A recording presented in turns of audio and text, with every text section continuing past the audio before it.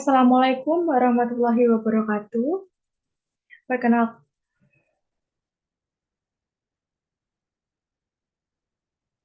Assalamualaikum warahmatullahi wabarakatuh. Yang saya hormati dosen pembimbing seminar PPG, Ibu Anissa Prima Eksakta. Yang saya hormati dosen penguji, Ibu Andika Ayu Wulandari SSI MPD. Yang saya hormati Guru Pamong, Ibu Yuni Pardiastuti SPD. Perkenalkan, saya Safira Danesti, mahasiswa PPG Prajabatan Matematika Gelombang 1 tahun 2023 dari Universitas Veteran Bangun Nusantara Sukoharjo. Di kesempatan kali ini, saya akan mempresentasikan seminar pendidikan profesi guru yang berisi beridentifikasi diri, lalu refleksi pengalaman belajar, desain pembelajaran, serta rencana tindak lanjut.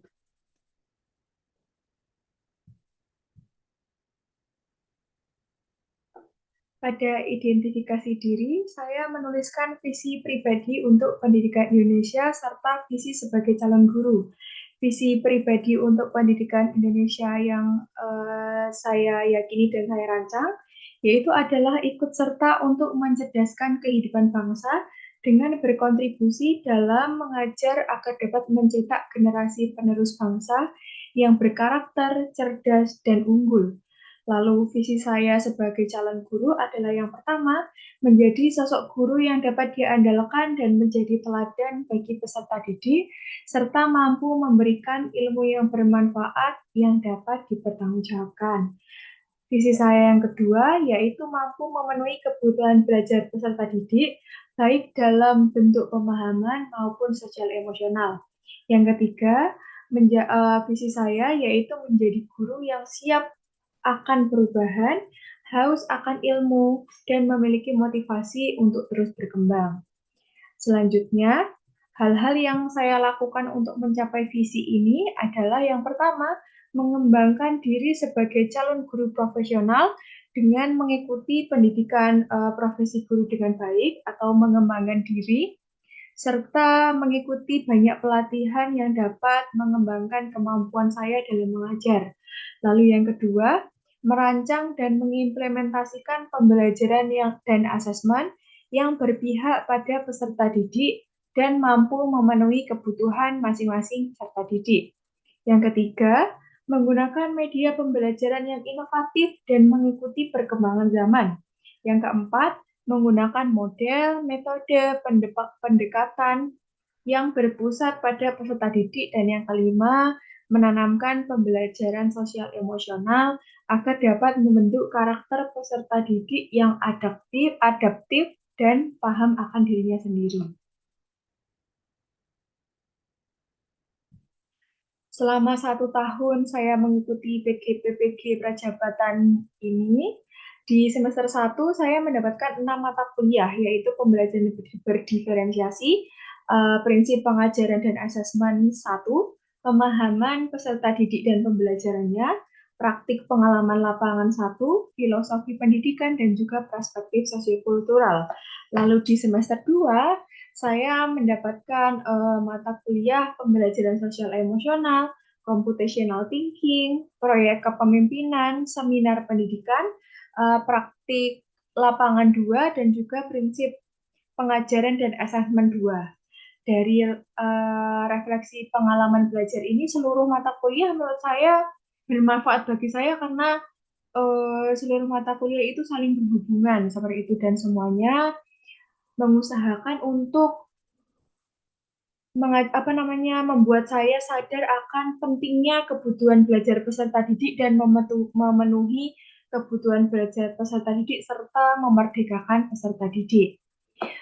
Dari seluruh mata kuliah yang saya pelajari, serta kegiatan yang saya ikuti selama PPG Prajabatan, saya memahami bahwa pendidikan di Indonesia harus mengikuti pemikiran Ki Hajar Dewantara, yaitu menekankan pada pendidikan yang berpihak pada peserta didik dan memerdekakan mereka sesuai kodrat zaman dan juga kodrat alamnya. Konsep dari Ki Hajar Dewantara ini relevan, dan kurikulum merdeka yang saat ini sedang digunakan di Indonesia, yang memberikan kebebasan kepada peserta didik untuk memilih jalannya sesuai kebutuhan, minat, dan potensinya masing-masing. Guru dalam kaitannya dengan memenuhi kebutuhan ini harus berperan sebagai fasilitator dan contoh yang baik bagi peserta didik tentunya, memperhatikan dimensi spiritual, emosional, dan sosial peserta didik. Nah, dari pengalaman belajar ini, pengalaman belajar paling bermakna bagi saya adalah pembelajaran berdiferensiasi. Nah, pembelajaran berdiferensiasi ini memang bertujuan untuk memenuhi kebutuhan belajar peserta didik. Aspek-aspek dalam pembelajaran berdiferensiasi ada 4. Yang pertama yaitu diferensiasi konten. Diferensiasi konten di sini adalah metode pembelajaran dengan cara memberikan materi kepada siswa berdasarkan keterampilan, berdasarkan profil belajar, dan juga berdasarkan pengetahuannya. Tetapi meskipun adanya perbedaan bahan ajar tersebut tetap sejalan dengan kurikulum yang berlaku. Contohnya seperti jika melakukan diferensiasi konten berdasarkan gaya belajar. Gaya belajar yang kita ketahui itu ada 3, yaitu auditori, kinestetik, dan juga visual. Kita bisa membuat bahan ajar sesuai gaya belajar, misalnya pada gaya belajar visual, kita bisa membuat PowerPoint yang estetik seperti itu, atau bisa juga dengan infografis, seperti itu. Jadi anak visual itu suka untuk melihat tulisan-tulisan yang rapi dan paham kalau dia membacanya. Lalu jika diferensiasi yang gaya belajar auditori, kita bisa menggunakan video yang ada suaranya atau video bersuara, sehingga anak auditori itu lebih paham kalau misal dia dijelaskan langsung seperti itu. Nah, terus pada gaya belajar kinestetik, mereka lebih suka aktif melakukan sesuatu, contohnya dengan menggunakan alat peraga. Lalu yang aspek kedua yaitu diferensiasi proses. Diferensiasi proses di sini menekankan pada proses pemahaman belajar peserta didik, bisa secara mandiri maupun secara berkelompok. Dalam aspek ini berhubungan dengan cara peserta didik untuk mendapatkan informasi atau memproses informasi yang dia dapatkan, serta bagaimana peserta didik berinteraksi melalui proses yang ia lakukan di dalam kegiatan pembelajaran tersebut. Peserta didik memproses ide dan informasi melalui aktivitas belajar, kegiatan belajar, maupun kegiatan dalam berkelompok. Pada diferensiasi proses bisa saya contohkan seperti ketika guru mengelompokkan peserta didik sesuai dengan kesiapan belajarnya, yang tentunya sudah diidentifikasi di asesmen awal. Misalnya ada peserta didik dengan kesiapan belajar yang tinggi, sedang, dan rendah. Mereka dikelompokkan agar dapat bekerja sama dengan baik. Lalu bisa juga pada pengelompokan berdasarkan gaya belajar. Nah, pengelompokan tersebut dilanjutkan dengan kegiatan pembelajaran yang berbeda pula sesuai dengan kesiapan peserta didik. Contohnya, jika kesiapan peserta didiknya tinggi, maka dia itu sudah memahami materi prasyarat yang seharusnya dia memang sudah paham untuk mengikuti materi yang sedang kita ajarkan. Nah, maka peserta didik tersebut bisa kita berikan LKPD dengan tingkat kesulitan yang lebih tinggi dan juga memiliki step-step yang sedikit lebih panjang atau sedikit lebih rumit. Berbeda dengan kelompok peserta didik dengan kesiapan belajar sedang maupun rendah, kita bisa memberikan LKPD atau kegiatan pembelajaran yang tetap bertujuan untuk mencapai tujuan pembelajaran, namun kegiatannya sedikit berbeda, seperti dibuat simpel seperti itu, agar peserta didik seluruhnya dapat mengikuti pembelajaran dengan baik. Lalu aspek yang ketiga yaitu diferensiasi produk. Diferensiasi produk di sini menekankan pada pemahaman, maksud saya produk merupakan hasil akhir dalam pembelajaran dengan menunjukkan kemampuan peserta didik melalui pengetahuan, keterampilan, dan pemahaman dalam menyelesaikan pembelajaran. Dalam aspek ini, sebagai guru, mengevaluasi materi dan memberikan materi pada peserta didik sesuai dengan gaya belajarnya biasanya kalau produk itu, yang menentukan hasil belajarnya. Jadi, guru bisa meminta peserta didik untuk menghasilkan suatu produk berdasarkan minatnya. Misalnya,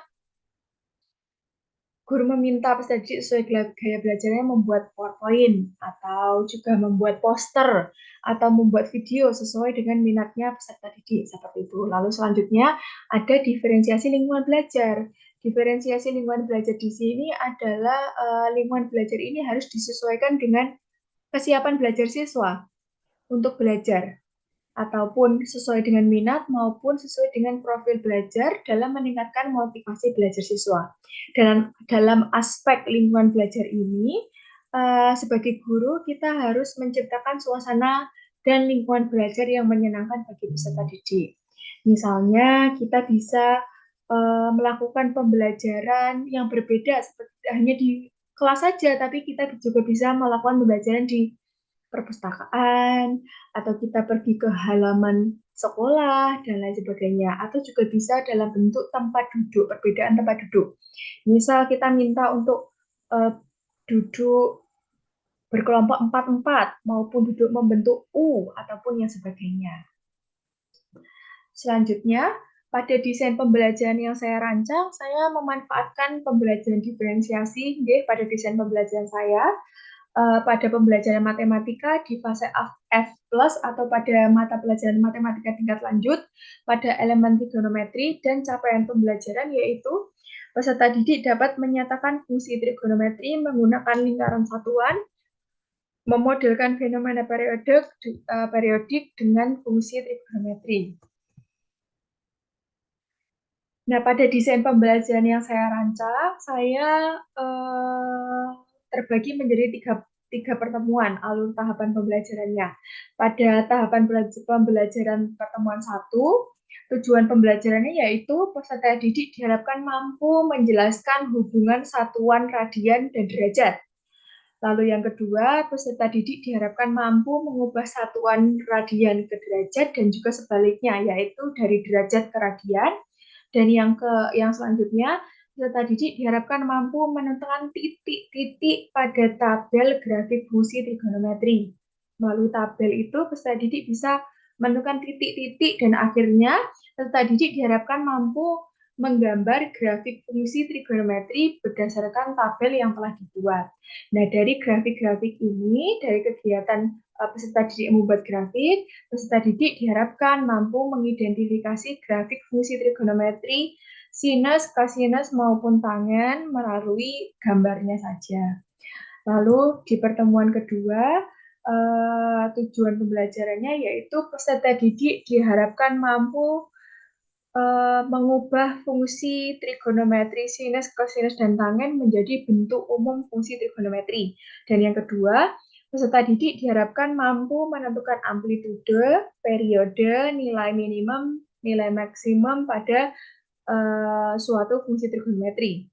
Sedangkan di pertemuan ketiga, tujuan pembelajarannya yaitu peserta didik diharapkan mampu menggunakan teknologi untuk membuat suatu produk dalam menjelaskan grafik fungsi trigonometri. Lalu peserta didik diharapkan mampu mempresentasikan hasil produk yang telah dibuat. Sebelum melaksanakan pembelajaran, saya melaksanakan asesmen awal kognitif dan juga non-kognitif. Di asesmen awal kognitif, saya mengidentifikasi kesiapan belajar siswa dengan melakukan asesmen diagnostik kognitif trigonometri. Di dalam asesmen diagnostik ini, saya mengajukan pernyataan prasyarat mengenai fungsi trigonometri. Contohnya seperti jelaskan apa yang kamu ketahui tentang materi trigonometri, atau memasukkan nilai X ke dalam suatu fungsi, seperti itu. Lalu pada asesmen awal non-kognitif, saya mengidentifikasi gaya belajar siswa melalui tes gaya belajar yang ada di website terpercaya yaitu akupintar.id. Di sini saya menggunakan website tersebut karena langsung menunjukkan gaya belajarnya siswa. Nah, pada tes gaya belajar ini, siswa diminta untuk menjawab 30 soal dan siswa diminta untuk menjawab sesuai apa yang dia rasakan atau apa yang dia pikirkan atau sesuai dengan pilihannya dia. Jadi seperti diberi kasus, lalu siswa diberikan pilihan untuk menanggapi. Nah, dari pertanyaan dan jawaban siswa tersebut akan menunjukkan gaya belajar siswa. Nah, masuk ke dalam modul ajar, di pertemuan pertama, seperti tujuan pembelajaran yang sebelumnya, saya membahas mengenai hubungan radian dan derajat, serta menggambar grafik fungsi trigonometri menggunakan tabel. Sebelum peserta didik mulai mengerjakan LKPD, saya memberikan suatu permasalahan kepada peserta didik karena pada modul ini, pada pertemuan 1, saya menggunakan model pembelajaran problem based learning. Problem yang saya ajukan atau yang saya tunjukkan kepada siswa yaitu adalah bagaimana kapal Ever Given yang tersambung di terusan Suez dapat diselamatkan. Kasus ini cukup ramai ya karena di terusan Suez itu kan tempat perdagangan dari seluruh dunia lewatnya lautnya itu lewat terusan Suez seperti itu. Nah, jadi peserta didik saya minta untuk mengamati masalah dan juga nanti menghubungkan keterkaitannya dengan grafik fungsi trigonometri.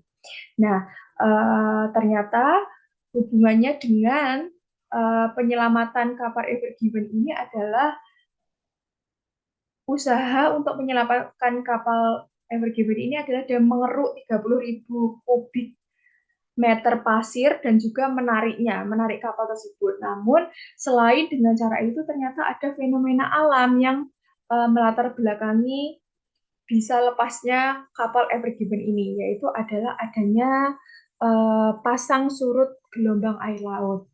Nah, fenomena pasang surut air laut ini atau naik turunnya gelombang air laut ini bisa diilustrasikan dalam grafik yang menunjukkan membentuk seperti grafik yang melengkung-lengkung seperti ini, maka itu mirip dengan grafik fungsi trigonometri. Sehingga fungsi trigonometri itu sangat bermanfaat untuk memodelkan fenomena pasang surut air laut seperti itu. Itu adalah permasalahan yang diterima oleh peserta didik dan peserta didik menganalisisnya seperti itu. Lalu aktivitas peserta didik pada pertemuan pertama yaitu peserta didik mengamati permasalahan yang diberikan yaitu kapal Ever Given tadi. Lalu peserta didik mempelajari mengenai grafik fungsi trigonometri dari materi yang saya berikan. Lalu peserta didik berkelompok sesuai dengan tingkat kesiapan belajarnya. Nah, tingkat kesiapan belajar ini saya terbagi menjadi 3 kategori. Yang pertama yaitu berkembang, di mana peserta didik itu memiliki kesiapan belajar yang kurang, seperti itu ya. Lalu peserta didik dengan kelompok mahir, yaitu dengan kesiapan belajar yang sedang, dan yang sangat mahir itu pada tingkat kesiapan peserta didik yang baik, seperti itu. Nah, mereka dikelompokkan secara homogen. Jadi peserta didik dengan kesiapan belajar dengan kelompok sangat mahir satu kelompok, mahir jadi satu kelompok, dan juga berkembang jadi satu kelompok. Nah, untuk kegiatan selanjutnya yaitu peserta didik mengerjakan LKPD sesuai dengan tingkat kesiapan belajarnya. Jadi saya memfasilitasi peserta didik dengan kegiatan yang berbeda atau LKPD yang berbeda. Ini contohnya adalah yang pertama, ini misalnya peserta didik saya minta untuk menggambar grafik fungsi Y sama dengan sin 2A, sin 2 alfa. Nah, grafik fungsi sin 2 alfa ini masih cukup mudah dikerjakan, maka soal ini saya berikan kepada peserta didik dengan kesiapan belajar berkembang. Seperti itu. Jadi mereka melakukan step-nya itu tidak terlalu panjang, tapi tetap mereka dapat menggambar grafik fungsi trigonometri atau tetap dapat mencapai tujuan pembelajarannya. Lalu yang kedua, di sini ada pada LKPD peserta didik mahir, yaitu Y sama dengan 2 cos 3X plus 0,5. Di sini ada sedikit menghitungnya itu agak lebih rumit dan lebih panjang stepnya seperti itu. Jadi sesuai dengan tingkatan kesiapan belajarnya juga. Lalu pada peserta didik dengan kesiapan belajar yang sangat mahir, di sini saya memberikan grafik fungsi Y sama dengan 2 sin dalam kurung 3x plus 45 derajat ditambah 3. Nah, di sini peserta didik juga harus membuat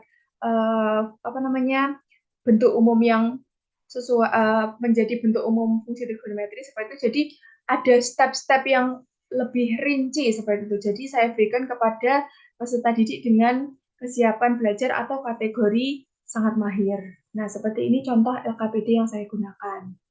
Nah, selanjutnya setelah LKPD selesai, peserta didik berdiskusi atau mempresentasikan hasilnya di depan kelas, lalu mereka mengajukan pertanyaan maupun mengajukan tanggapan masing-masing kelompok. Dan kegiatan terakhirnya yaitu peserta didik mengerjakan kuis secara mandiri sebagai asesmen formatif melalui word wall. Nah, word wall ini tampilannya seperti berikut. Pada pertemuan kedua masih menggunakan model pembelajaran problem based learning. Namun di sini saya memberikan masalahnya itu masih sama tentang gelombang air laut, tapi di sini saya kasih data mengenai ketinggian air pada Teluk Kupang yang membentuk suatu grafik trigonometri seperti yang ada pada tampilan dan menunjukkan nilai minimum serta maksimumnya. Sesuai dengan tujuan pembelajaran yang akan tercapai di pertemuan 2, yaitu peserta didik mampu mengidentifikasi nilai maksimum, nilai minimum, amplitudo, periode pada fungsi trigonometri. Nah, aktivitas peserta didik pada pertemuan kedua ini, yang pertama yaitu peserta didik mengamati permasalahan yang diberikan. Lalu peserta didik juga mempelajari materi tentang grafik fungsi trigonometri. Lalu peserta didik berkelompok sesuai dengan gaya belajarnya.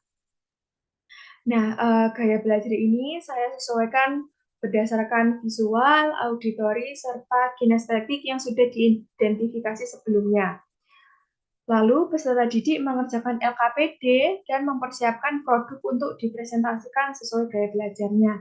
Nah, di sini tidak seperti pertemuan sebelumnya hanya mempresentasikan hasil yang dia buat dalam kertas atau yang saat itu dia lakukan, tapi di sini peserta didik saya minta untuk mengerjakan LKPD yang berisi soal atau soalnya itu membuat grafik fungsi trigonometri juga. Namun peserta didik saya minta untuk mempresentasikan hasil LKPD-nya itu dalam bentuk yang berbeda-beda sesuai dengan gaya belajarnya. Misalnya ada peserta didik yang kelompok peserta didik yang mempresentasikannya itu dengan poster digital, lalu menggunakan PPT, lalu menggunakan video bersuara, seperti itu. Dan di pertemuan ketiga, peserta didik akhirnya mempresentasikan hasil diskusinya dalam bentuk produk atau hasil LKPD yang berbeda-beda sesuai dengan gaya belajarnya, dan juga peserta didik saling mengomentari dan memberikan apresiasi serta saran perbaikan. Nah, dari proses pembelajaran selama 3 pertemuan tersebut dihasilkan aspek diferensiasi produk sesuai gaya belajarnya, yaitu ini ada contoh hasil siswa yang menggunakan poster digital. Nah, seperti ini. Yang ini dia langsung menunjukkan hasil jawaban dari LKPD yang saya berikan. Yang ini dia memberikan sedikit definisi dari fungsi trigonometri serta amplitudo, periode, nilai maksimum dan nilai minimum. Lalu ada gambar grafiknya, cukup kreatif ya. Lalu ada juga grafik fungsi trigonometri, ini juga sama. Dia menjawab soal yang saya berikan. Nah, cukup menarik. Siswa-siswanya juga secara maksimal membuat produknya yang kelompok poster ini. Lalu selanjutnya ada juga aspek diferensiasi yang menggunakan PPT. Kalau di slide hasilnya seperti ini. Nah, dia menunjukkan penjelasan tentang contoh grafik trigonometri dulu, unsur fungsi, lalu nanti di akhir adalah jawabannya seperti itu. Nah, terus pada di PPT di satu kelompok lainnya, nah ini dia menggunakan tema luar angkasa gitu, sangat menarik. Saya waktu pertama kali lihat juga kayak, wah kok keren banget, kreatif-kreatif seperti itu. Nah, itu adalah contohnya. Mereka menjelaskan dulu materi tentang uh, nilai maksimum, nilai minimum, amplitudo, dan juga periode pada grafik trigonometri. Baru setelah itu mereka menjelaskan tentang hasil jawaban mereka. Seperti itu. Nah, selanjutnya ada juga yang membuat dengan video bersuara atau ya video seperti ini. Contohnya ini yang pertama. Nah, ini di-upload di YouTube karena terlalu besar.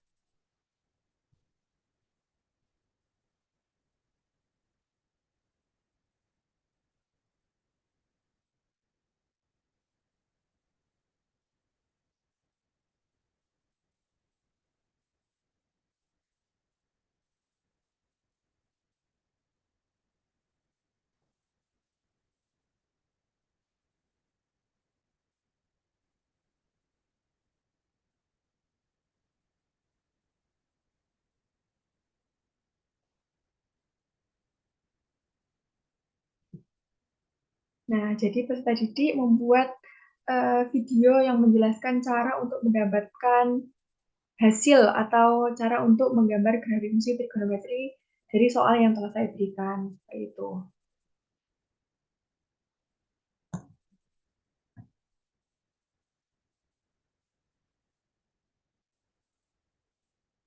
Baik, dari desain pembelajaran yang sudah saya rancang, dari refleksi pembelajaran yang sudah saya lakukan, rencana tindak lanjut yang akan saya lakukan adalah yang pertama mengembangkan diri. Saya akan terus melakukan pengembangan diri melalui pelatihan dan pembelajaran tambahan untuk meningkatkan kemampuan saya dalam belajar, meningkatkan kemampuan saya dalam melakukan pembelajaran, menambah pengetahuan saya tentang model pembelajaran yang lebih menarik, yang tetap mengikuti perkembangan zaman seperti itu. Lalu hal ini akan membantu saya untuk tetap terkini atau tetap update dengan perkembangan dalam dunia pendidikan dan meningkatkan kualitas pembelajaran saya dari waktu ke waktu.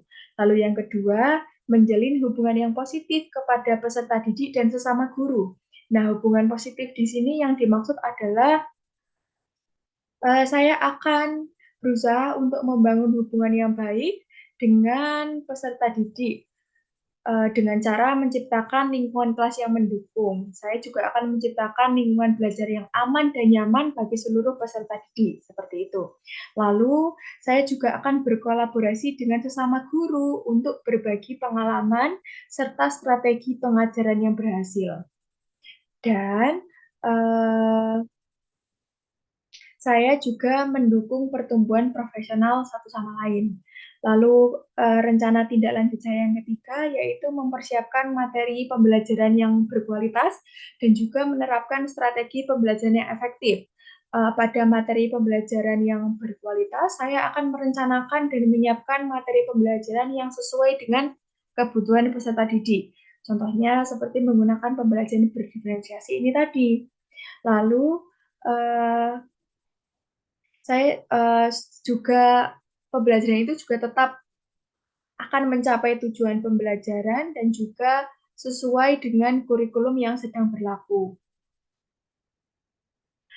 Selain itu, materi yang saya berikan itu juga dirancang menjadi menarik, relevan, dan dapat menginspirasi peserta didik maupun memotivasi peserta didik untuk terus belajar. Lalu pada menerapkan strategi pembelajaran yang efektif, saya akan menggunakan berbagai strategi pembelajaran yang sesuai dengan kebutuhan pelajar peserta didik tentunya, sesuai dengan karakteristik peserta didik, dan sesuai dengan tujuan pembelajaran serta kurikulum pendidikan yang berlaku. Saya akan memastikan seluruh peserta didik bahwa setiap peserta didik memiliki kesempatan untuk berpartisipasi aktif dalam pembelajaran dan meraih pemahaman yang bermakna seperti itu. Lalu yang selanjutnya saya memiliki rencana untuk mengembangkan keterampilan peserta didik. Jadi bukan hanya meningkatkan pemahaman peserta didik saja melalui materi matematika, tapi saya juga ingin mengembangkan keterampilan peserta didik dalam hal mengembangkan keterampilan sosial serta emosionalnya. Nah, keterampilan ini juga dibutuhkan dalam hidup peserta didik setelah terjun ke masyarakat nanti agar peserta didik dapat adaptif, dapat berkolaborasi, dapat menentukan keputusan yang bertanggung jawab seperti itu. Nah, hal-hal tersebut dapat saya masukkan ke dalam pembelajaran, contohnya seperti saat berkelompok, peserta didik dapat berkolaborasi, saat merefleksikan pembelajaran, peserta didik dapat mendapatkan kesadaran diri seperti itu, sehingga peserta didik dapat memiliki rasa untuk sadar untuk terus belajar dan berkembang ya untuk dirinya sendiri seperti itu. Dan yang terakhir, saya melakukan evaluasi dan refleksi. Nah, di sini saya akan teratur mengevaluasi dan merefleksi efektivitas pengajaran saya maupun cara pembelajaran saya, cara menyampaikan materi cara saya mengondisikan peserta didik, cara saya berkomunikasi dengan peserta didik, uh, untuk mengidentifikasi area yang perlu diperbaiki dan mengembangkan diri sebagai seorang guru yang tentunya lebih baik, seperti itu. Nah, sekian penjelasan saya mengenai pengalaman belajar saya selama mengikuti PPG Prajabatan, lalu desain pembelajaran yang saya rancang sesuai dengan pengalaman belajar bermakna yang saya pilih, yaitu pembelajaran berdiferensiasi, dan juga rencana tindak lanjut saya ke depannya. Sekian, wassalamualaikum warahmatullahi wabarakatuh.